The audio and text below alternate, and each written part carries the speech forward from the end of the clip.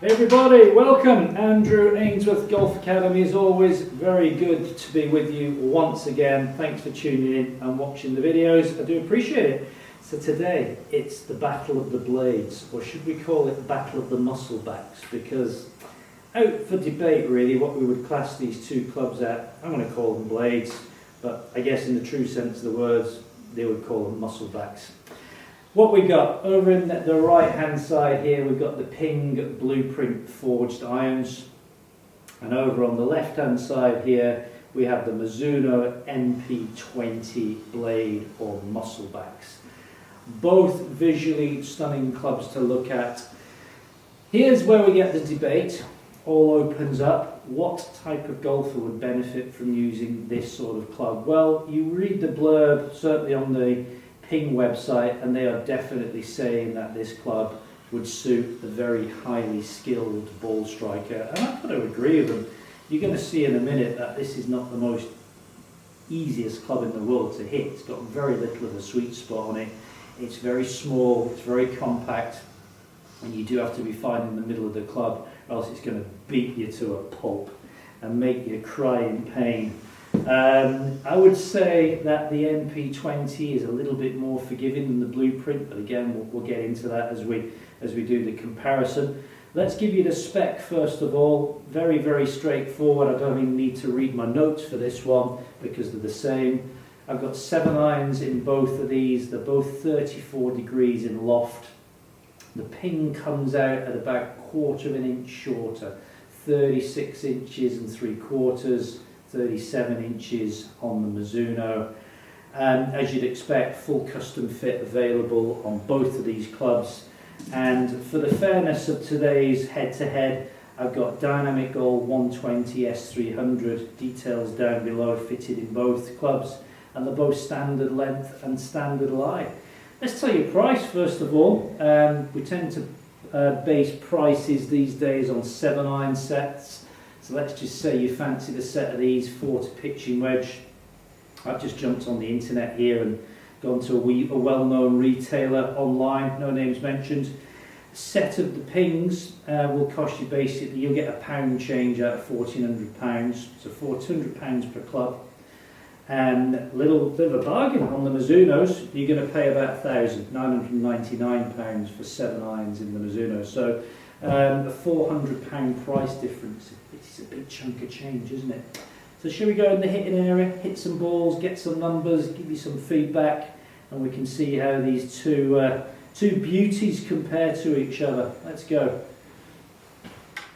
Okay everybody, we're going to go on Mizuno first, the Mp-20. I've got Callaway Chrome soft balls down on the deck. We're going to go 6 balls, we're going to take each shot as they come, and then we're going to look at the numbers and I'll tell you how they feel, how they look. Before I hit this, have a little close-up view of this beauty. Full chrome finish, classic Mizuno shape, thin top edge, compact head. Let's go, let's hit some.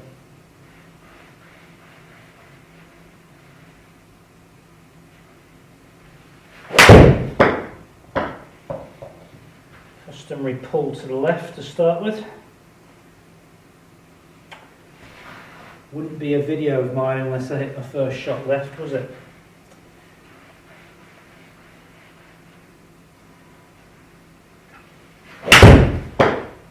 Better. That was a middle strike. I've got GC2 running, so you should be getting little pictures. I think I'll put it sort of up on the side up there. You should see strike locations as it hit these and all the other data coming up. That was a pretty good strike, that was. Nearly out the middle. Bit scary.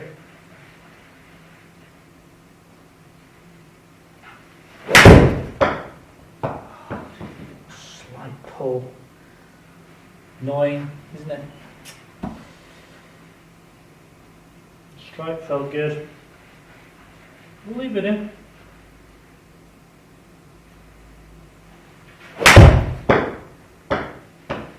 Better. Ooh, middle. Funny, isn't it? Sometimes when you hit a ball, you don't feel you've middled it, and then actually when you get the technology coming back, it was actually out the middle, that one. So 2 greens hit, 2 misses left. Let's go 2 more.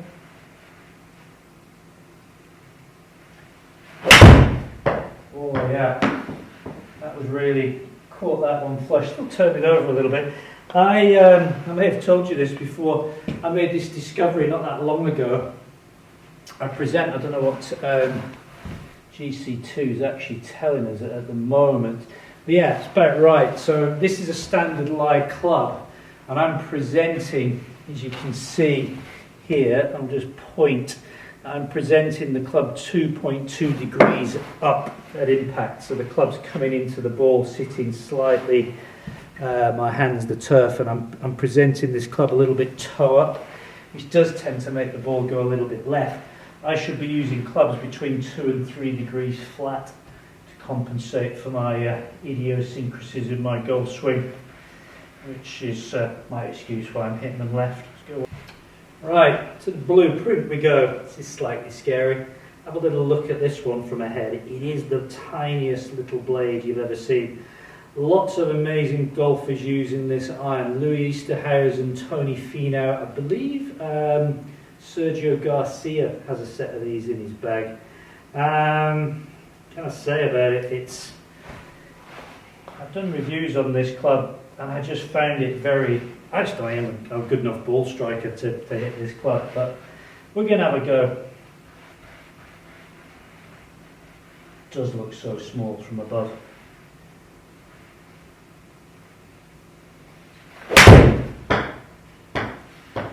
Pretty good.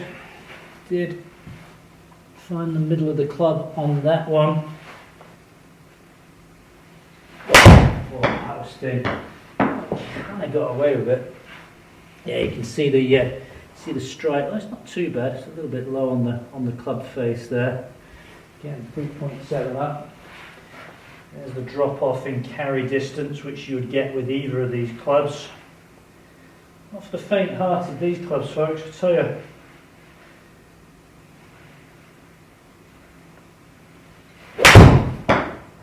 Decent strike, just a bad delivery. Club face must be closing there. Alright, so there's the perfect. There's the 2 left shots. See how good I am at matching these up? Just trying to get you a fair comparison there. So I've got my 2 going left with each. I think I did this on purpose. Now I need to get these 3 on target.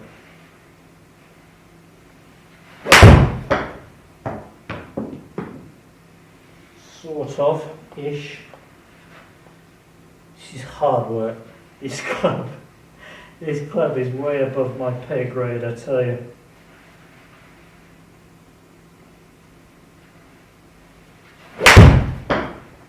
Pretty good. As good as I can hit it. Strike location at the end should be pretty middle.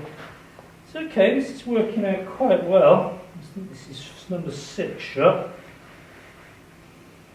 Still awake. Well, that was good. That was top drawish. Oh, exhausted.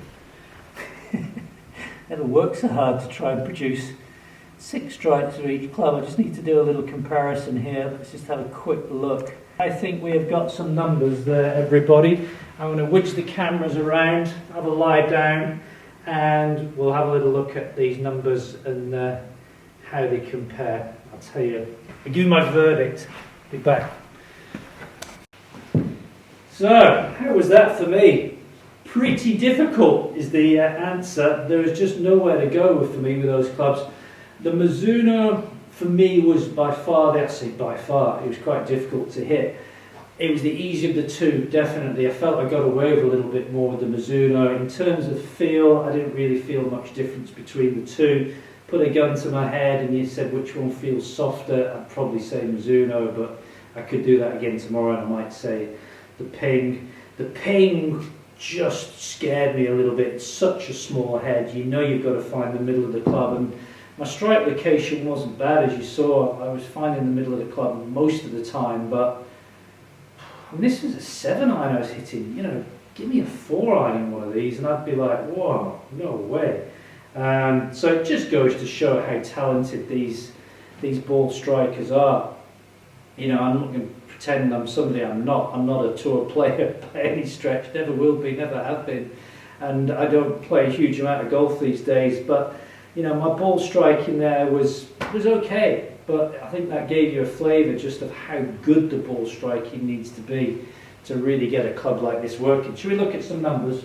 So I left all those in because I think there was a fairly good comparison, really. Let's talk about the Mizunos first of all. Club speed, I averaged 85 miles an hour. I'm just going to go to the key points here. I was spinning at 5.6 and my average carry distance was 150. Excuse me while I just move this screen up a fraction so that we can maybe see both sets of figures. That's kind of what I wanted to do. So if you look at the club speed or the ball speed, whichever one you want to look at, 84.9 with the Mizuno, 84.6 with the Blueprint. Wouldn't have expected that to change. 108.7 with the Mizuno, 109.9. So nothing in it there. Launch angles were fairly consistent. That one's probably doing me on the Blueprint, or else they'd be fairly identical at 19. Spin rates, again, incredibly similar. I'm spinning at 5.6 with the Mizuno and 5.3 with the Ping, and the all-important carry distance, 150 carry with the Mizuno, 152 with the Ping, average 7 yards left with the Mizuno and 10 yards left. Now there were a couple of big pulls in there, two 21-yard pulls with the Ping. And what did I do with the Mizuno? I had a 18-yard pull and a 21-yard pull. Should we take both those pulls out just to see how that changes the numbers? So nothing will change on club speed and launch angles and all the rest of it. Spins now close, they're pretty much the same really. And it hasn't really changed anything. In fact, I don't know why I actually did that because it's proved nothing. In fact, that straighter shots just end up on the green, and ones that go left or don't, I think, is all that proved. So, as you can see, the numbers there are very, very similar. As we'd expect, we've got exactly the same shafts in here, we've got exactly the same lofts, 1/4 of an inch difference in length, which is next to nothing. How do I feel about this club? You have got to be a good ball striker. Let's not kid each other about this. If you can't find the middle of the club that often, a club like this, a Ping Blueprint, it's going to kill you. It's going to beat you up. It's going to just poof, give you the best duffing up you've ever had. And it's going to make golf a lot more difficult and a lot less fun. If you're a good ball striker and you like the challenge, and it's definitely a challenge, then this is a club that maybe would suit you. But it's for the very small minority. Mp-20, on the other hand, I would say opens up a little bit. I could see that definitely coming into play and being a little bit more forgiving. But as always, you need to go and get fitted. You need to go and compare these clubs for yourself. The £400 price difference between the Pings and the Mizunos, I would definitely not be paying that extra money for the Pings over the Mizuno performance. Don't get that.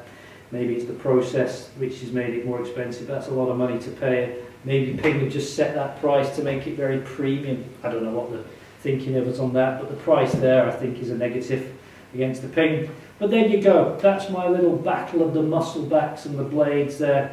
Hope you've enjoyed it. I'm going to go and have a cup of tea and lie down after that. I'll be back soon. All the best. Bye for now.